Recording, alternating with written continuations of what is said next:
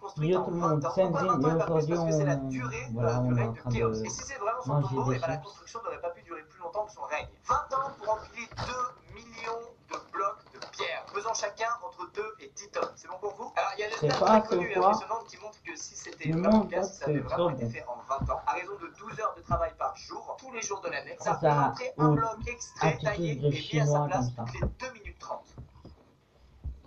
Peut-être qu'ils étaient vraiment trop malins. C'est ça qui est génial, c'est qu'autour des pyramides, il y a du mystère parce qu'on se dit putain, mais alors comment ils ont fait? Les mecs étaient en slip.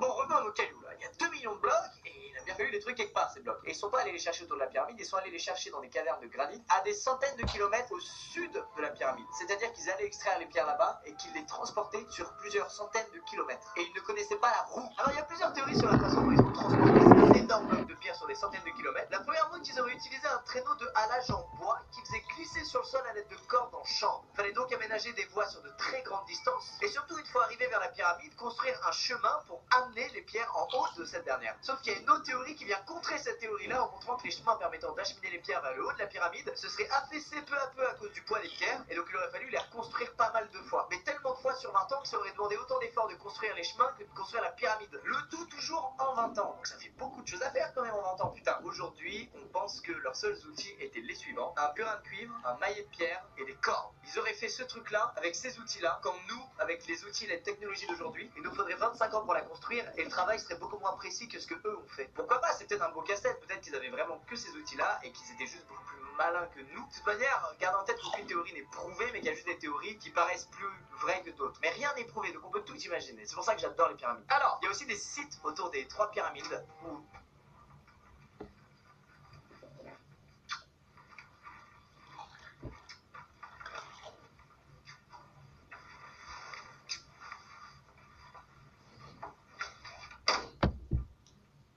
qui sont par exemple des sanctuaires qui sont faits de murs, sauf que les méthodes utilisées pour faire ces murs, ce n'est pas comme nous. La manière la plus simple de faire un mur aujourd'hui, en fait, c'est de faire des pierres de la même taille, de les mettre les unes sur les autres et de les fixer avec du ciment. À l'époque, ils n'ont pas du tout fait ça. Ils ont découpé des pierres avec des formes qui ne sont pas du tout les mêmes et pourtant elles s'emboîtent parfaitement. C'est une précision, c'est chirurgical et il n'y a pas de ciment entre les pierres. Pourtant, on ne peut même pas y passer une feuille de papier. C'est quand même incroyable. Ah, quoi, tu trouves ça incroyable? Bah, tous les maçons là qui regardent la vidéo, avouez que c'est même incroyable.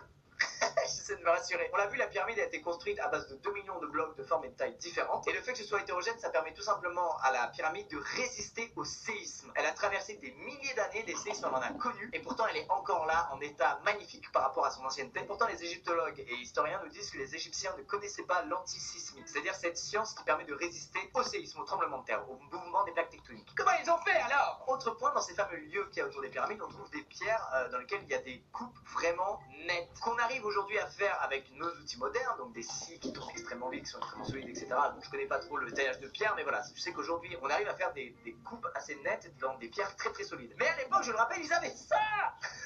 Comment ont-ils fait pour faire des coupures si nettes dans des roches si denses et surtout dans des quantités pareilles alors qu'ils n'avaient qu'un maillet de pierre et un burin? Alors encore une fois, peut-être que c'était leurs outils mais qu'ils avaient quand même des techniques particulières pour réussir à couper de cette manière-là la pierre, ou alors ils avaient d'autres outils dont on n'a pas retrouvé de traces et qui leur permettaient de faire ça, mais on ne sait pas. Autre chose aussi à propos de ces outils, c'est que la pyramide est orientée presque parfaitement vers le nord, vers le pôle magnétique nord. Mais à l'époque, ils n'avaient pas de compas, ils n'avaient pas de boussole pour mesurer, pour voir où était le nord, l'ouest, l'est et le sud. Et pourtant, elle est décalée que de 5 centièmes de degré par rapport au nord parfait. Pour vous donner un ordre d'idée, l'observatoire de Paris, qui a été construit au XVIIe siècle, lui, est décalé de 25 centièmes de degré par rapport au nord. Alors qu'on est des milliers d'années plus tard, on n'arrive pas à faire aussi bien qu'eux. C'est ça qui fout. Bon, ok, Lucas, on a compris la construction, c'est trop bizarre, tous ces blocs, tous ces trucs, mais peut-être qu'ils l'ont fait, peut-être qu'ils ont tout simplement vraiment transporté tout ça, qu'ils ont vraiment réussi à tailler tout ça avec leur burin parce qu'ils étaient extrêmement nombreux, avec des architectes incroyables, avec des méthodes incroyables, avec une rigueur exceptionnelle, et peut-être qu'ils ont vraiment réussi cet exploit en fait. Alors là, on est juste sur la théorie de la construction qui est la théorie principale, de savoir comment ils ont fait. Il y a des trucs quand même bien plus bizarres que ça. Premièrement, la grande pyramide de Gizeh indiquerait les équinoxes. Les équinoxes, c'est le moment de l'année où le soleil se trouve le plus à l'est. En fait, les faces de la pyramide seraient légèrement courbées vers l'intérieur et c'est ce qui permet de créer une ombre quand on est en jour d'équinoxe. Ce qui est fou avec ça, c'est que c'est encore plus dur de faire les pyramides si les faces sont légèrement creusées vers l'intérieur. Les théories montrent qu'en fait, il y avait un revêtement sur la pyramide qui s'est effondré et qu'avec le temps, en fait, les murs se sont tout simplement tassés vers l'intérieur, attirés vers l'intérieur de la pyramide, ce qui aurait créé ces petits angles sur les parois et que le fait que ça crée une ombre uniquement le jour de l'année où le soleil est le plus à l'est serait un pur hasard. Peut-être. En vrai, n'en sait rien. C'est ça qui est bien, c'est que tout est possible et imaginable. Autre truc très étrange, c'est la théorie de la corrélation d'Orion. Certains égyptologues sont mis d'accord à dire que c'est pas le fruit du hasard, qu'il y aurait une corrélation entre l'emplacement vu du ciel du site des pyramides de Gizeh et les étoiles de la constellation d'Orion. Et ça, c'est le début d'une réflexion qui montre que cette civilisation avait une connaissance incroyable des astres. Le site de Gizeh serait tout simplement une horloge astronomique, permettant de savoir la position de la Terre au cours d'un cycle de presque 26 000 ans. Et que la tête de Sphinx, dont on n'a pas encore parlé et qui se trouve sur le site de Gizeh, aurait quelque chose à voir avec tout ça. La fameuse tête de Sphinx, qui a perdu sa crinière, je sais plus le nom, voilà, il y a plein de mots qui m'échappent, mais vous comprenez grâce aux images, merci Clément, n'aurait pas été construite en même temps que la grande pyramide de Gizeh, elle aurait été construite plusieurs milliers d'années avant. Le regard de la tête de Sphinx serait l'aiguille de cette horloge, et les points de repère seraient la constellation du taureau, du lion, du scorpion et du verseau. On voit que sur le Sphinx, il y a un caillou qui ressort, on appelle ça le cœur du Sphinx, en arabe Alkal Balasat, j'espère bien dire, désolé, je suis un babtou fragile, je ne sais pas parler arabe, et je trouve que c'est aussi le nom qu'il donnait à l'étoile la plus brillante de la constellation du taureau, étoile qu'on appelle aujourd'hui Régulus. Quand on prend le regard du Sphinx comme indicateur et comme référence dans le cycle l'étoile la plus brillante de la constellation du lion, on obtient donc un cycle de 26 000 années. Alors peut-être que c'est tout simplement le fruit du hasard et qu'on s'imagine des choses, ou peut-être que à l'époque, lors de la construction de ces énormes édifices, ils avaient une connaissance parfaite des astres et c'était totalement voulu. Mais alors pourquoi vouloir repérer la position de la Terre sur un cycle de 26 000 ans? Ça, c'est une question à laquelle on ne sait pas répondre. Là, on part dans les grosses théories du complot, mais il y a des théories qui montrent qu'en fait, toutes les 26 000 ans, les pôles magnétiques de la Terre s'inverseraient, ce qui ferait qu'on ne serait plus protégé par l'atmosphère pendant un certain temps, et ce qui anéantirait toute forme de vie à la surface de la Terre, et en gros, la Terre redémarrer à zéro, quoi. Ainsi soit-il, j'ai envie de vous dire, on sera déjà dead d'ici là, sauf si la fin du cycle c'est dans 5 ans, mais c'est pas le cas, je sais plus à combien on en est, mais on n'est pas du tout aux 26 000 ans. Autre chose intéressante, on a trouvé sur le Sphinx des traces d'érosion liées à de l'eau, ce qui montre qu'un jour il aurait été enseveli sous l'eau. Sauf que pour qu'il soit enseveli sous l'eau, il aurait fallu que le niveau des océans soit plus haut de 160 mètres. Et la dernière fois qu'il a été aussi haut, c'était il y a 700 000 ans. Est-ce que le Sphinx aurait donc 700 000 ans? Ou est-ce que pendant les milliers d'années qui ont suivi sa construction, le climat était très différent et il y avait énormément de pluie? Est-ce que les pyramides auraient elles aussi 700 000 ans? Est-ce que les Égyptiens auraient donc en fait non pas construit la pyramide en 20 ans, mais essayé de faire revêtement de cette dernière pour l'entretenir? On ne sait pas. Et c'est beaucoup de questions à laquelle on n'a pas de réponse. Le cerveau n'aime pas l'inconnu. D'ailleurs, l'appareil d'Oli, là, la dernière fois, on a vu ça, notre cerveau n'aime pas l'inconnu. Et donc, on veut tout le temps trouver des explications à des choses, sauf que des fois, on n'arrive pas à en trouver. Mais on fait comme si on en avait trouvé. Les amis, c'est la fin de cette vidéo sur les pyramides de Gizeh. J'espère que ça vous a plu. N'hésitez pas à laisser le câble. Je trouve ça passionnant comme sujet. Il y a énormément de documentaires, énormément d'égyptologues qu'on a interviewés, d'architectes, d'historiens, de beaucoup de gens vraiment bien plus compétents que moi qui ont parlé à ce sujet. Et c'est très intéressant de voir toutes leurs opinions, de voir toutes les théories émises, de voir comme ça les passionne et comme il y a des gens qui bossent au moment où on se parle en masse pour essayer de résoudre ces fameux mystères, de répondre à cette fameuse question. Je suis désolé si j'ai dit des bêtises encore une fois, je me suis beaucoup documenté et tout, mais je reste un gros amateur. Je mettrai quelques liens dans la description s'il y en a qui veulent se documenter un peu plus et avoir plus d'infos sur ça. Et je tenais à faire cette vidéo parce que tous les gens qui ne valident pas les théories validées en masse par beaucoup d'égyptologues passent pour des fous, pour des illuminés. Je crois qu'ils ont même un nom, les pyramidos, je sais pas quoi là. Et en fait, ça montre juste que quand on n'est pas d'accord avec la théorie principale, on passe pour un fou, mais quand cette théorie n'a pas été prouvée, je vois pas en quoi tout ça c'est de la folie. En fait, on peut tout imaginer et c'est ça que je trouve passionnant avec cette théorie là. Et c'est pas pour moi de la théorie du complot, c'est de la théorie tout court. Et c'est pour ça que je trouvais ça amusant dans bref, je suis très curieux, n'hésitez pas à me donner des news du coup sur tout ça. Moi aussi je me tiendrai informé et peut-être qu'on refera une vidéo, ça se trouve, dans des années où on aura découvert un peu plus de choses. En bref, est-ce que ça a été construit par des gens comme nous ou par des gens comme nous mais bien plus avancés technologiquement parlant que nous, mais qui n'ont laissé aucune trace? Ou alors est-ce que ça a été construit par une civilisation extraterrestre? Ou alors est-ce que ça a vraiment été construit par des gens qui avaient les outils et les moyens qu'on pense qu'ils avaient et qu'on a juste toujours pas trouvé avec quelle technique ils ont réussi? On ne sait pas et ça c'est génial qu'il y ait un gros doute sur ça, c'est trop bien quoi. On peut croire ce qu'on veut et ça j'adore. Je vous dis à bientôt, portez-vous bien, ciao les amis, gros bisous.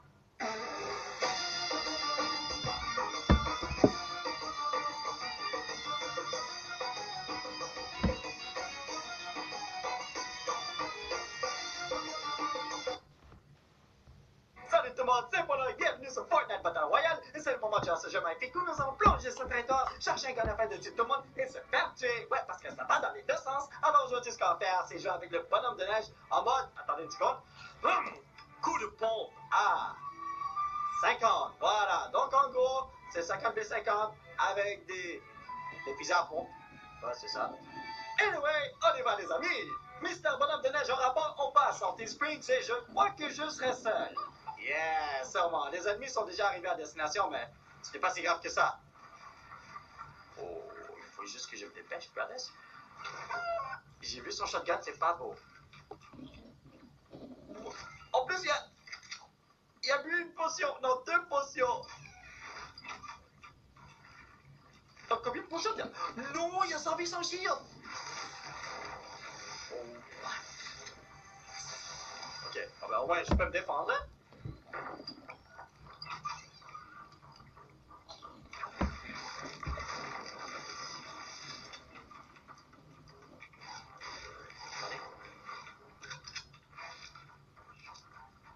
Je suis prêt. Je fais du bruit. Je m'en fous. Je voulais te tuer coûte que coûte. Est-ce que je suis méchant? Ah non. La gendarmerie arrive. J'aurais dû prendre mon temps pour tuer cette personne, je pense.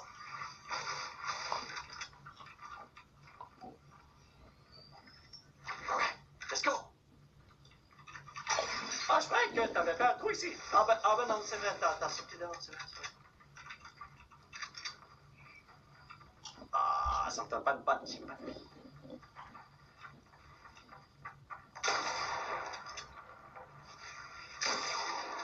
Tout. J'ai besoin de tes maths. Ok. Potion. Je suis au paradis. D'accord. Let's go. Run! Run! Run!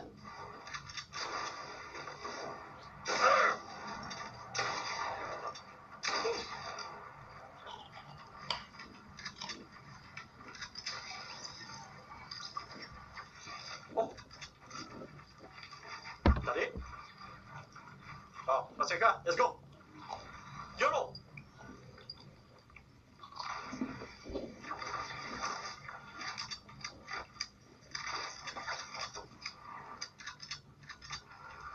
Ah, c'est bon! Yo, rentre à 40 bonhommes!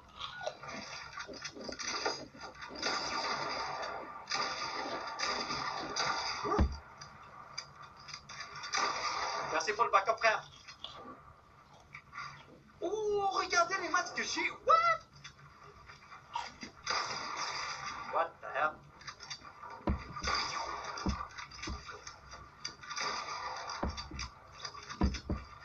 On ne peut pas laisser ces ingrats vivre.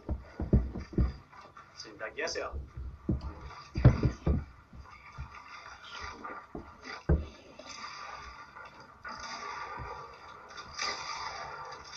Je pouvais même pas mettre.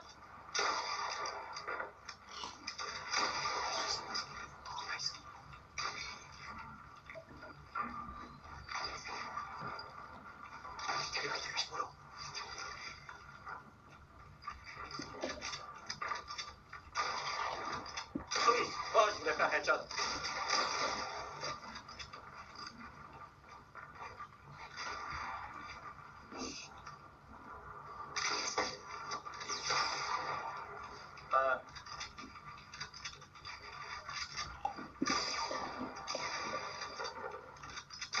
Non!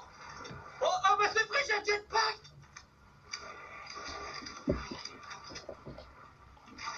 Ok. Tranquille. Non! Oh!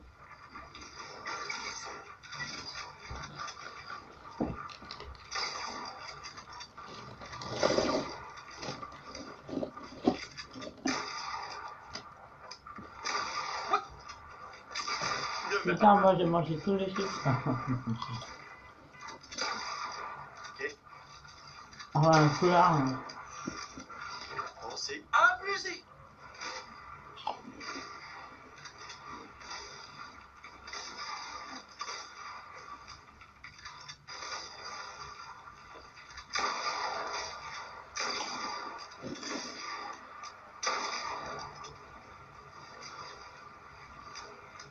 Oh my god.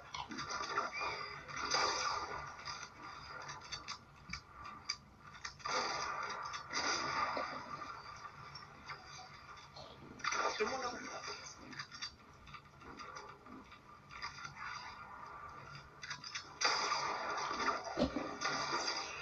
évidemment.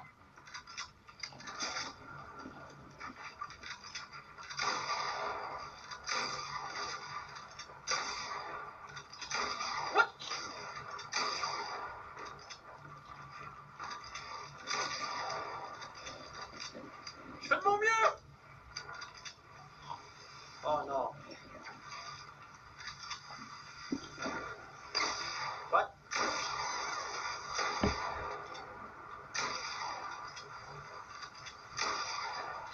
Attendez. Je veux ça? What?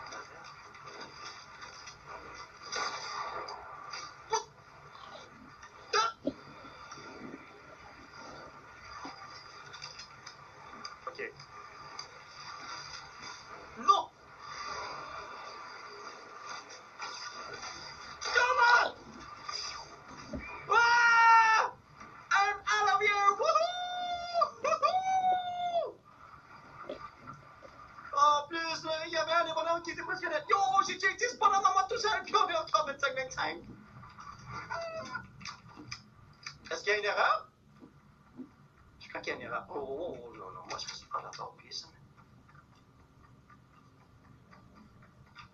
Quelqu'un a-t-il des trucs pour Polo? Oh, des champignons vénéneux ou quelque chose? Il y avait des bandages, mais... Oh, pas de champignons vénéneux. What the... Ok, ouais, il y a des champignons vénéneux. Alright. Wouh! Je vais manger ça tout de suite parce que là, hey, yo, je vais me reposer un peu, man. Il y avait trop de gens partout, c'était fou!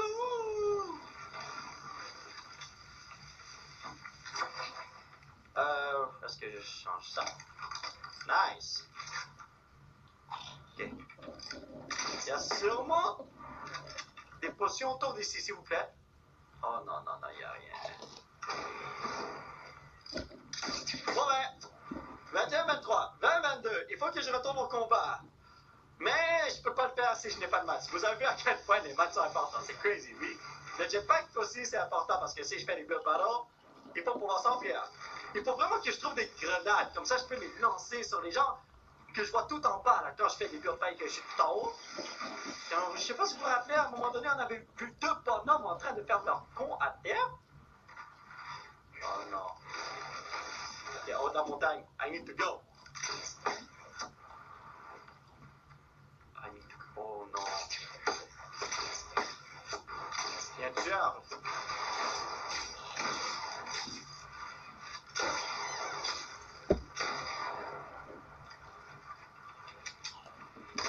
Ah, c'est vrai. Ça sert pas à grand chose quand le bonhomme. Hein? Le bonhomme, il y a un jetpack plus tout ça. Comment voulez-vous que je le descende? Oh non. Oh non. Oh non. J'étais trop pressé. Oh God, non. Alright. Est-ce que je jette... Ben, vous savez quoi, on va jeter nos cramponneurs. Comme ça. What the hell?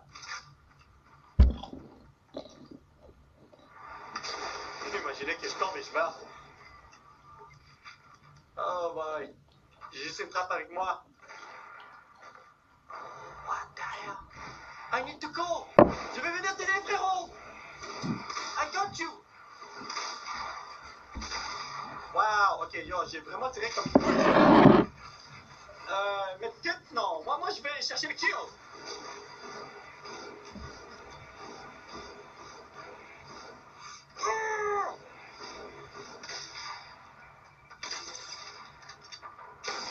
What?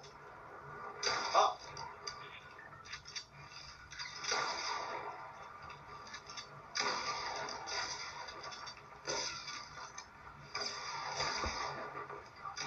Qu'est-ce qui se passe?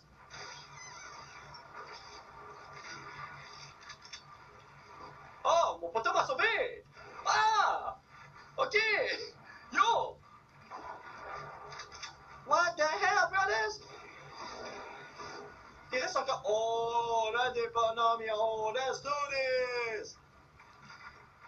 Let's do this! Ah!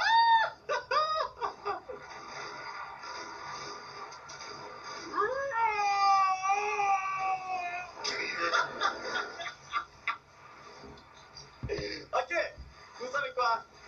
La grande majorité de mes kills se sont faits ici même. Je n'aurais jamais dû partir. Alors mes chers photos, ça va être tout pour cette vidéo. J'espère que vous l'avez apprécié. Nous allons continuer notre aventure la prochaine fois. Donc si vous voulez soutenir cette chaîne, vous pouvez laisser un petit pouce bleu qui pointe vers le ciel, partager cette vidéo sur les réseaux sociaux et surtout vous abonner à cette chaîne pour qu'on puisse se retrouver dans la prochaine vidéo. Bye bye!